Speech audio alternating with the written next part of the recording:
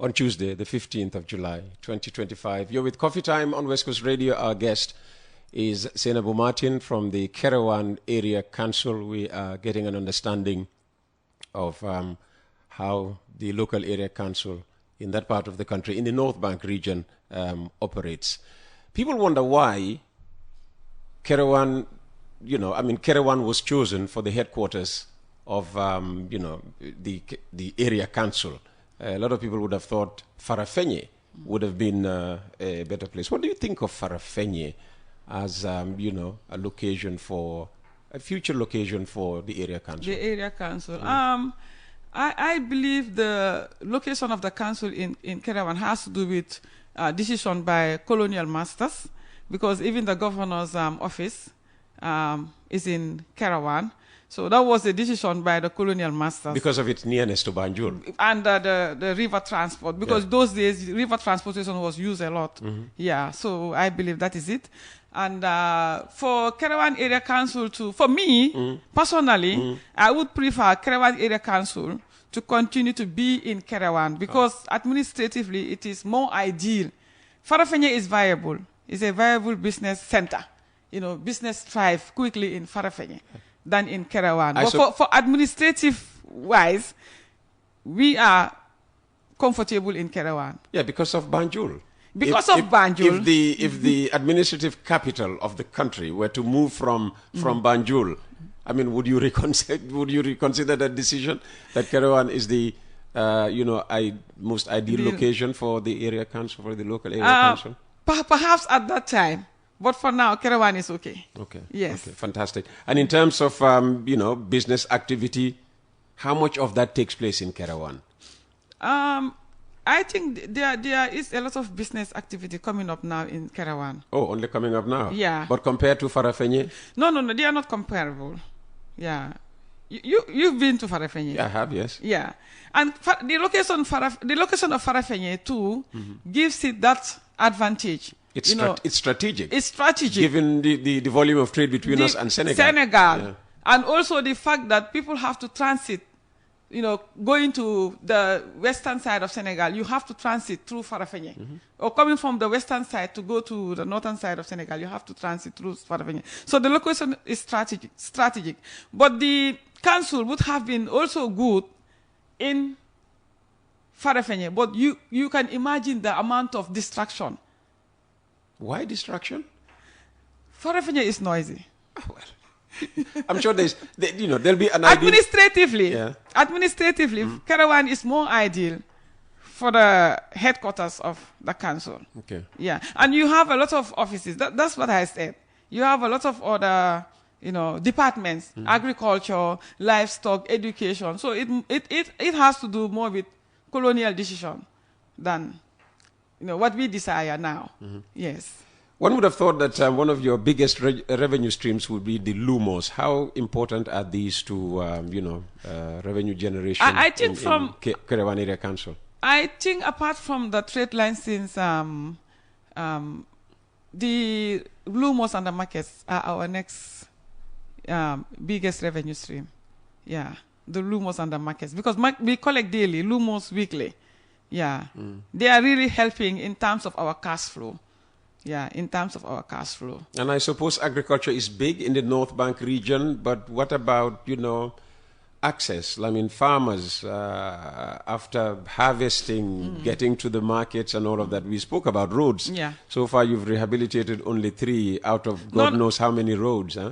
So how are you doing in your area as far as access? The road infrastructure is concerned. So the roads that are rehabilitated are strategic feeder roads to the main, highways. Okay. So you see that access is now becoming very easy for the communities.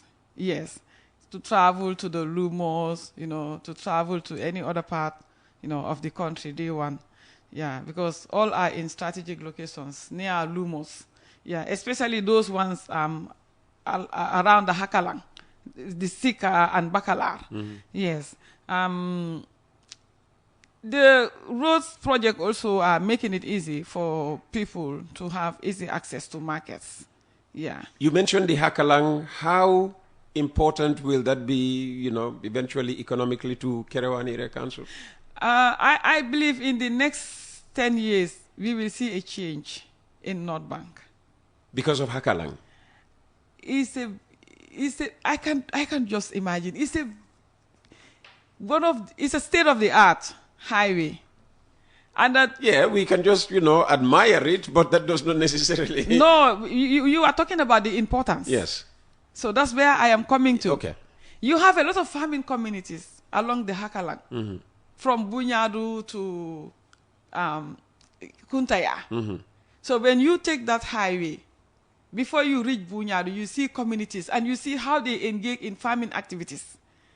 You know that these people really need access to get these products that they are cultivating to the markets to sell them. And for even people like those who engage in middleman business, yes.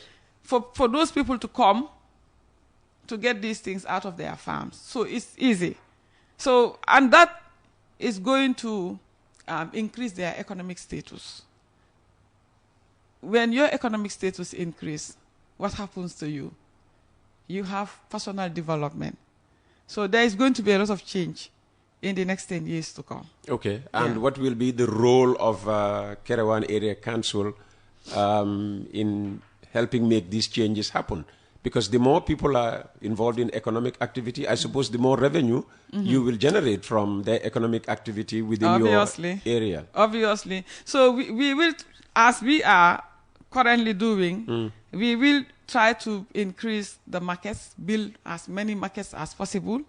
We have already earmarked to build 2 markets, and we hope to build 3 more markets in 2026, and make it accessible, help in growth rehabilitation, even partner with the government and the GAM works, the NRA, to also build secondary roads that can ease the challenges that farmers face in trying to get their products from their farms to markets. Okay. Yes. I suppose you wouldn't just want the contribution of the Kerewan Area Council to be only in the form of new markets, new roads. Other local government, institutions are offering scholarship, for their school-going children and all of that. Is Kerewan Area Council doing this? How are you helping young people in your area? Thank you so much, Peter, for that question. It's a very important one because the young people are our priority. We have helped, although there is no policy at the council right now there's no policy for scholarships, but at an individual level, we have supported people who are going to the college, teachers from North Bank, who are going to the Gambia College, the University of the Gambia. We have supported them with some amounts to pay for tuition fees as and when it is needed. We make those kind of intervention. But the requests are coming and they are growing. We are now thinking about coming up with a policy of helping to sponsor the youth. Even our own staff, we encourage them to develop their skills, go back to school, and improve on their skills. Yes. And what about the young people engaged in sports? I mean, are you thinking of providing sports infrastructure? For instance, we know from the North Bank region, there was this team, BEM. I don't know whether they still exist. It's a football team with players coming from Bara, Esau, and Mayamba, areas I'm sure you know very well. So in terms of, delivering sporting infrastructure, is this one of those things you are considering? Very well. It is one of those things that we are considering, and we help with the Nawetans that are happening. Yeah, we give them sponsorship to be able to engage in their football. And the past Nakeoff, we sponsored the youth from North Bank with 600,000, Kerewan Area Council, for them to come over and participate. And they came with the peace of mind that helped them to participate and took almost all the trophies. The NACOF trophies all came to North Bank. North Bank came out first. Well done. In the past NACOF, in the KM. Yeah. So the youth are our priority. And it was one of the campaign slogans of the current chairman, women empowerment, youth empowerment. And we are taking giant strides in that regard because we are the first council that listened to Action Aid. Just last week, we inaugurated the Women District Court members. We are the first council that listened to Action Aid when they came to advocate for the inclusion of women in district tribunals. We responded with immediate effect. On that fateful day they came, they found us on a general council meeting. After engaging with us and they left, immediately in that general council meeting, it became part of the agenda. It was discussed and approved in that meeting to have at least one woman in each district court member, in district tribunal across the North Bank region. The North Bank region. Because of that, Action Aid is so pleased with us that when they decided to do the inauguration ceremony, they chose North Bank. We did it last week.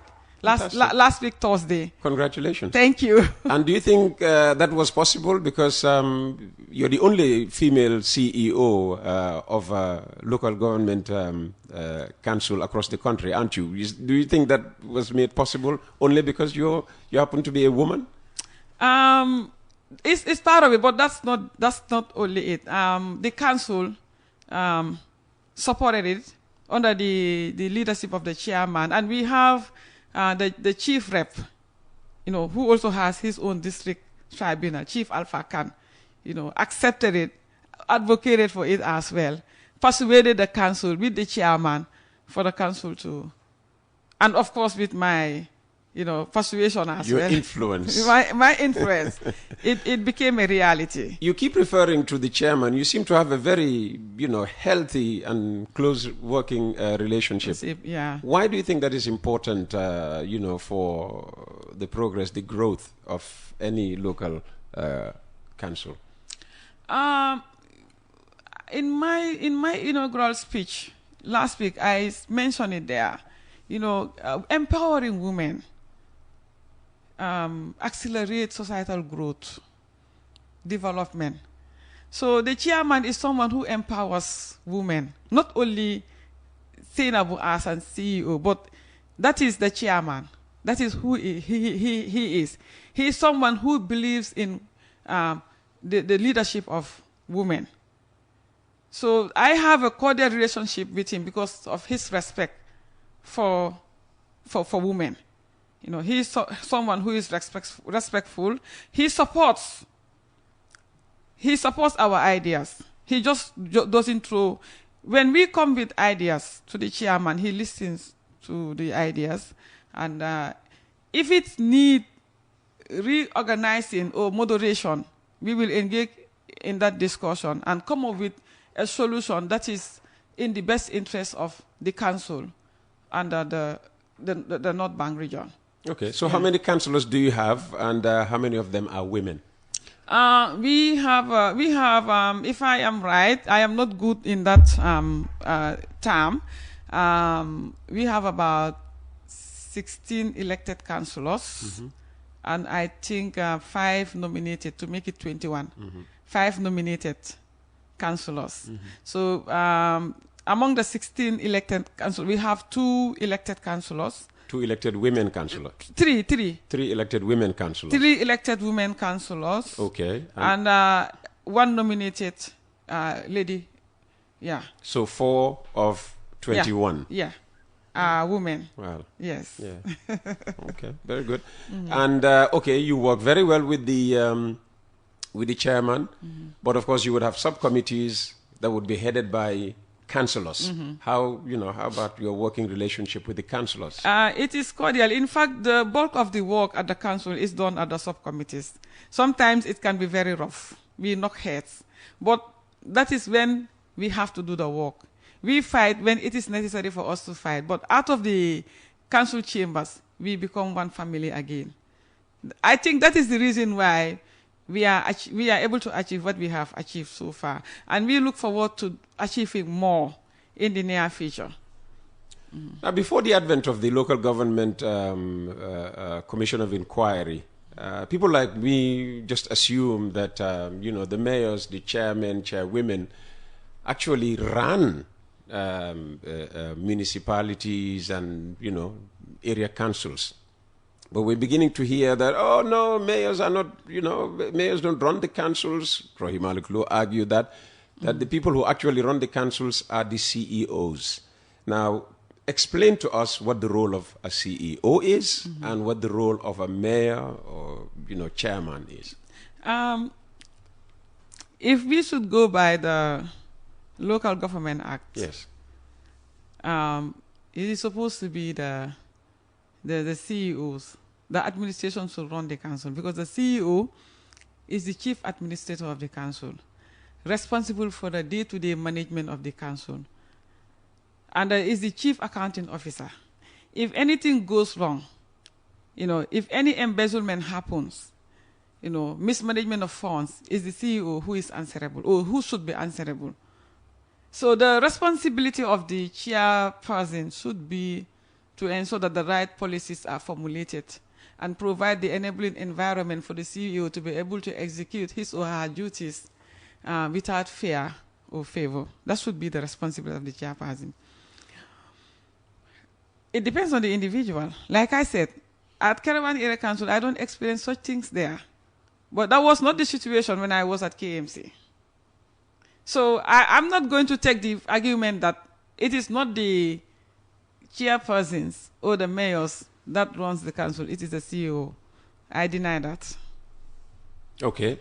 And what would you recommend to be, the working relationship between the mayor and the CEO?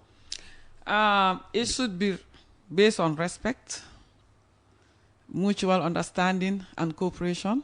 Because our role as policy implementators, we are the one who are going to be facing the stumbling block. So when we face a stumbling block and come back to you to report as a chairperson, listen to us. When we say that this is not possible, for example, you want us to implement.